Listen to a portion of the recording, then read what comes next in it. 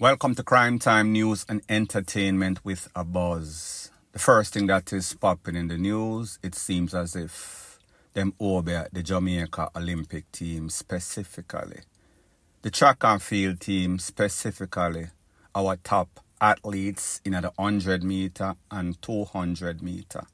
Because it seems as if back-to-back jinx. First it was Shelly-Ann Fraser, she withdrew from the 100 meters. And we knew that she had a chance of getting some sorts of medal. Not going to say that it would have been the gold medal because that girl from St. Lucia, she looks unbeatable. But anything is possible once you're in the race. You got a chance and you have a good chance. If you're Shelly-Ann Fraser Price. So when that incident happened, persons were saying, hold on a minute. What took place? There was some sorts of controversial video in which she pulled up at the Olympic Stadium and she was not let in because them said the day before or that day they changed the policy and you would have to enter from a separate gate. I am going to let you take a look at that video and then I am going to give my piece. She said they changed the rule yesterday. Wasn't announced? They changed the rule and then not say.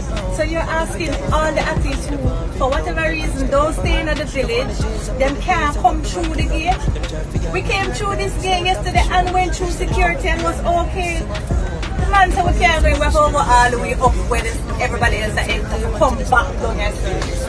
That's crazy. Hey, what's happening there? What's happening over? Now people, after that video and the fact that it was said that Shelly-Ann withdrew from the 100 meter, people were wondering and pondering if when Shelly came to the stadium and because she was turned back, she kind of got in her feelings.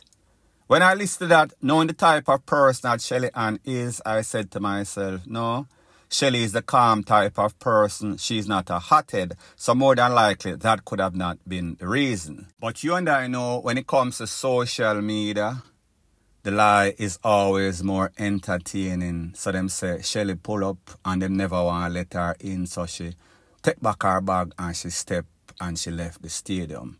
That is the furthest from the truth. Because if you've been watching track and field, you know that Shelly-Ann has not had a whole bunch of races because of injuries.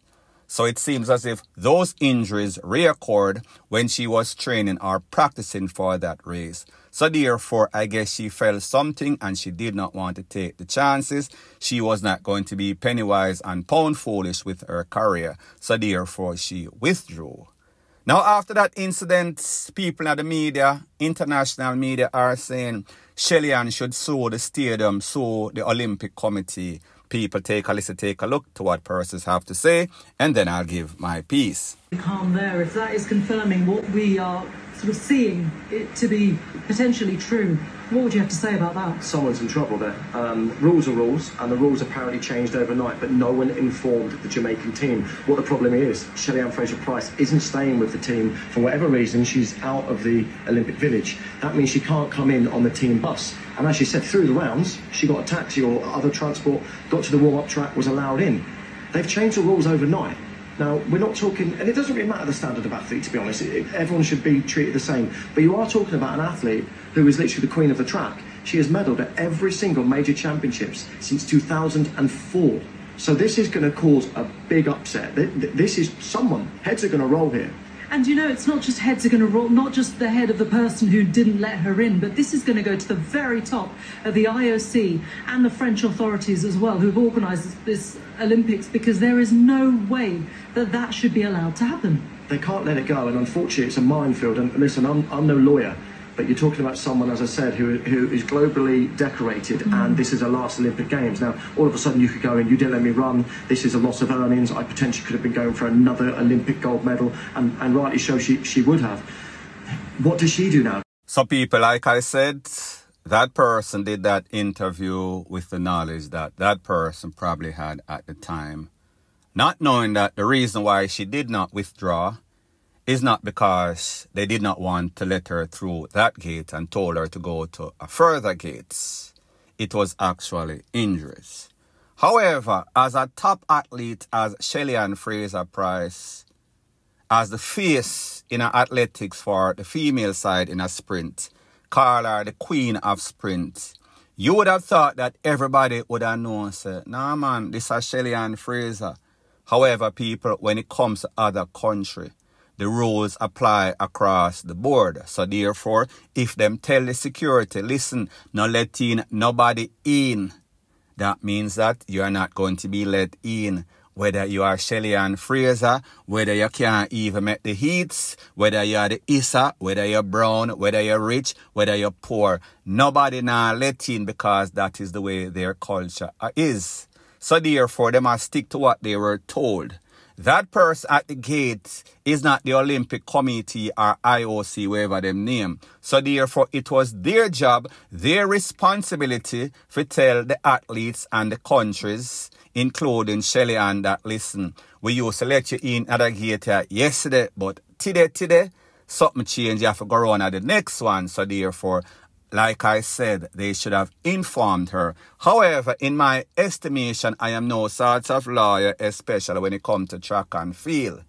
It is going to be hard to sue the Olympic Committee because of that, because we saw that based on what she said, it was injuries. It was not the negligence. It was not that she went late. Yes, she probably was training, and yes, she might have been a little bit inconvenienced, but she got there and she was training. It is during this training that she realized that she was not race fit, and that is when she withdrew. And Shelly-Ann, being the professional, not boogie yaga person that she isn't, went on social media and she made a post. The post is on the screen. You could read as I speak. She was thanking her fans for the support throughout the many years, the good and the bad, the ups and the downs. And she was saying how disappointed she is along with everybody. And that she thanked the people. She did not mention what was the reason. However, the reason was divulged by the camp, saying that it was an actual injury that was bothering her throughout the year. So people, that is that as it pertains to that. Now the next thing why I say it seems as if them away and people just joking about it, is that the following day, this morning me get up 3 something for go watch the race. Because me I say, well, nobody, no sorts of medal in the 100 meter for women.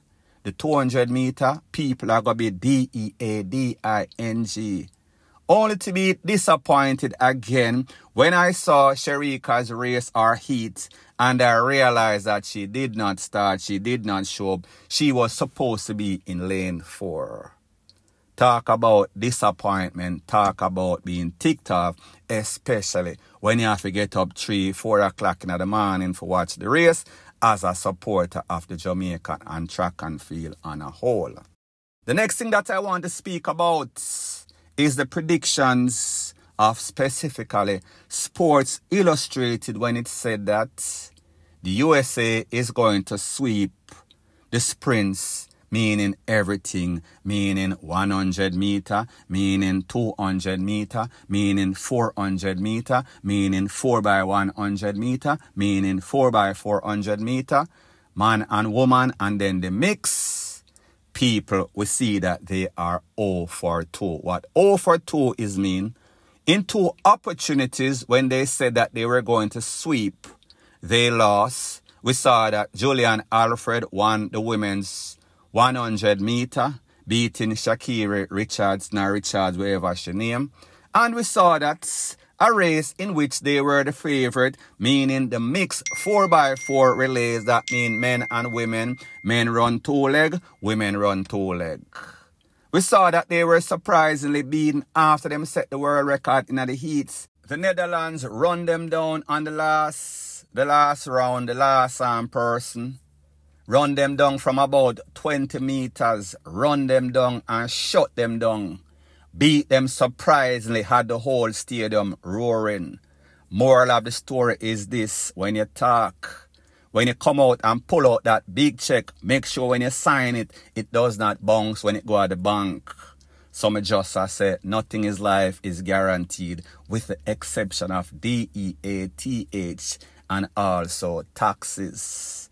And my prediction, I think that Jamaica is also going to upset them in the 100 meter. Kishi and Thompson to the world. Point blank and period.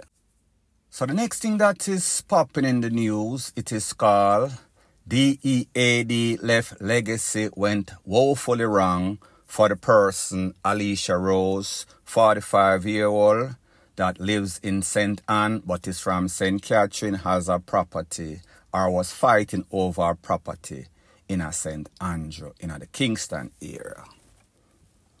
Based on the information, it is said that Alicia has a bar on some sorts of family property.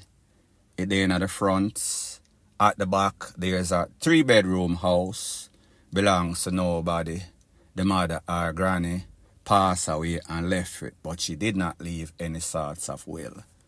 So Miss Alicia, being kind of greedy and evilous, decides, say, you know, say, me want that property there.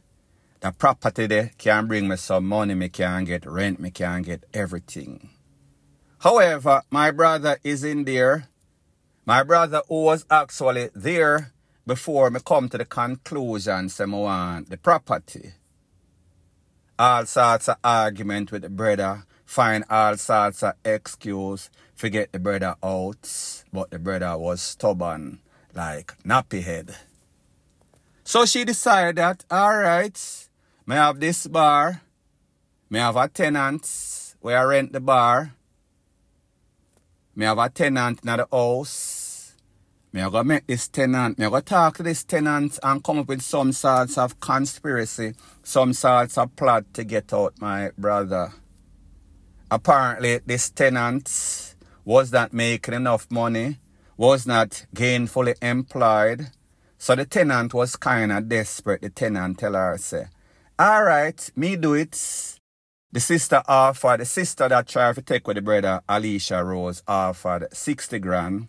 She was going to give $20,000 deposit to some sorts of bank account or hand it over to her.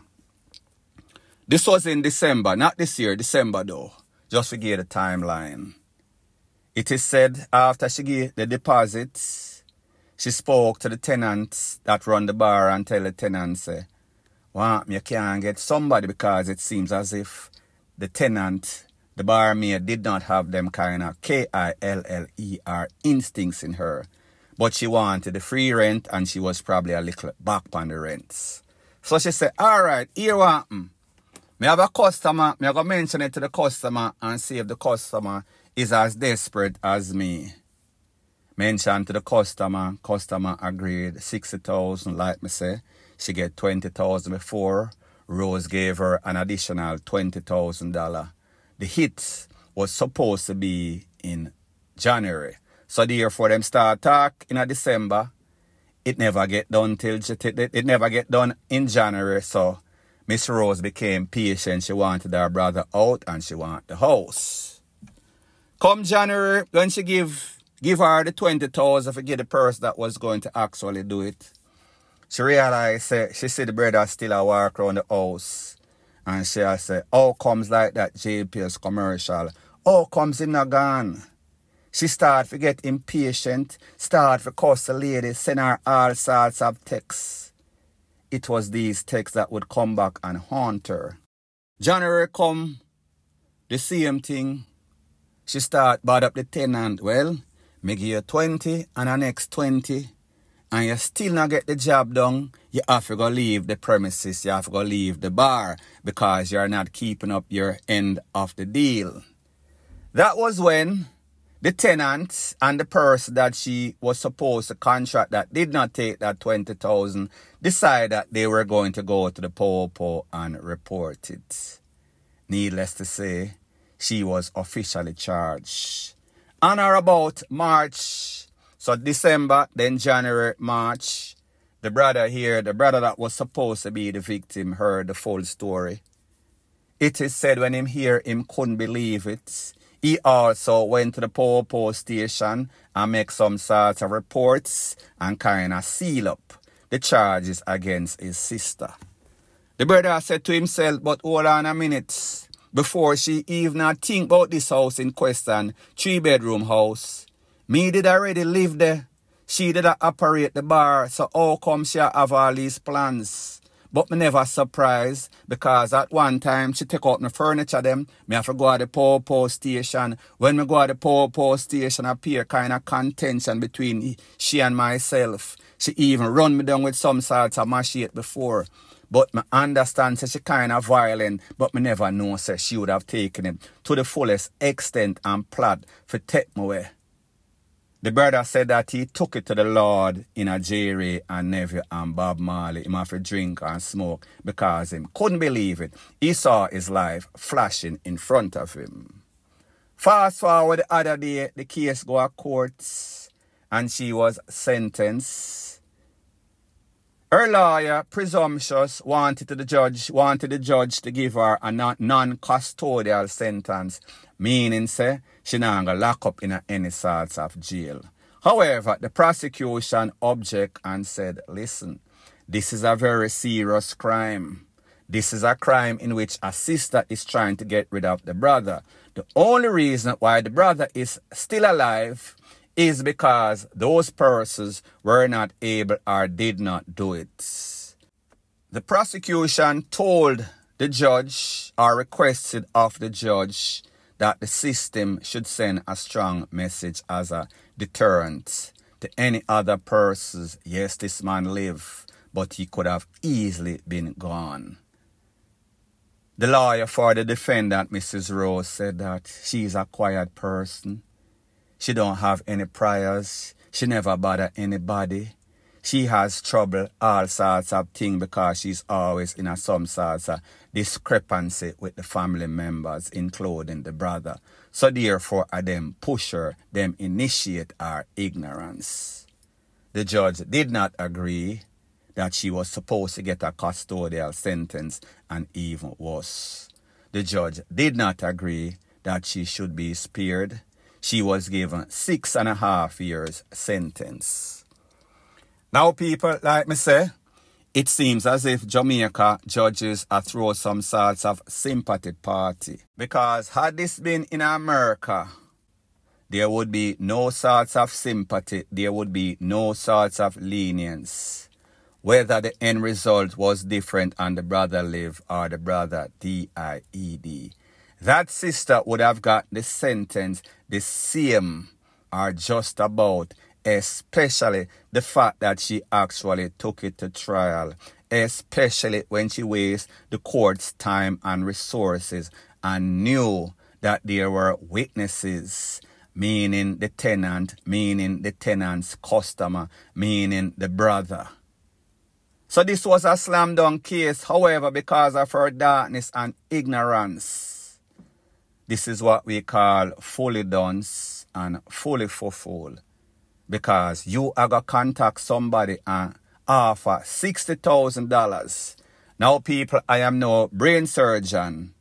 However, I know a little basic maths. 60,000 Jamaican is less than $500 US. We are talking about 400 and something. One of you nerds in the comment section, let me know exactly what it is at 150 per one. So people, that is that. She get exactly what she deserved. I think that she should have gotten more time. However, at least she get 6.5 years for going to prison and think about her deeds. Maybe she can be rehabilitated. I doubt it very much. Maybe when she comes out, she is going to get cross, angry, and miserable and try to take away the brother herself. Point blank and period. So the next thing that is popping in the news, it seems as if Jamaica might have found the next Renita Adams. I am not going to say Renita Adams 2.0. But there's an officer, his name is Christopher Phillips. Since he's been transferred from Portmore, where him pretty much have the gunman them run out of Central Village, I heard that he is now at the Constant Spring Power Station and he is probably in charge of the St. Catherine area. It is said that he was in charge of an operation in a place called Trial Heights this morning, early morning thing. After the smoke cleared, at least 3 people known to be criminal elements were slapped away. The pictures that I have, maybe about 9 or so, there was a young man in a green boxer. Him lay down pan film head. Everything bleed out a film head. There was a next man in a white marina and blue jeans. Him lay down pan film belly. Everything leak out a film head. Multiple wounds. There was a next man seen laying on his side in a one kind of neon boxers, blue jeans and blue hoodie. He was laying on his side. So pretty much it seems as if they caught all of them in different position, but them send them to the same destination. Everybody DEAD. Now when it comes to this person, Mr. Christopher Phillips, like I said, them transfer him from Portmore after calming down Central Village.